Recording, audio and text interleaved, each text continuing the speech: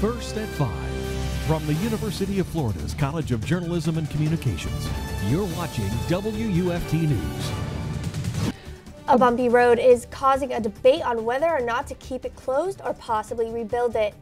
The road is a portion of the County Road 2082, but the push is to ultimately close it. The reason being the road's dangerous conditions. That's our top story. I'm Clarissa Melendez. And I'm Christina Schuler. WUFT's Arne Holcomb spoke to frustrated residents who believe the road is too dangerous to drive. Some Rochelle residents traveling to their home on this particular road are in for a bumpy ride. So bumpy that residents like Chip Harris have to take an entire different route to get around. That portion is still better than the rattle trap that the other side has.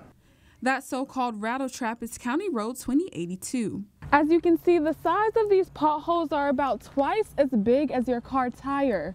Imagine the type of damage that could cause to your car. But members of the Alachua Conservation Trust say there's more hazard that come with the road than just car damage. The road is very vulnerable to being flooded and to being washed out by heavy rain, and one of the reasons it's in such bad shape is it gets washed out by floods.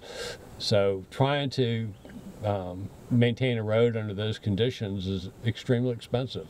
And with the proximity of the trees to the pavement, it seems like it's always going to be a problem. Those potential damages are part of the reason the county is considering closing the road down for good. I think closing the road is a short-sighted measure. I don't think, I don't think the county's heart is in it to maintain a road that's this far out of town. Other options include chip sealing the road, which would cost an estimated $65,000 and would have to be done again in 10 years. It just doesn't make any sense to spend a lot of money trying to keep the road open when it takes an extra 2 minutes to drive here. I would like to see someone actually pave the road, not chip set it, not do what I would call a half way of doing things. If the road is closed, the county plans on restoring the area by laying grass in place of the road. It'll never get back to its natural state unless they excavate several feet down to get rid of all the debris that's there. And then you've got what? You've got a curved grassy plain. What's the point?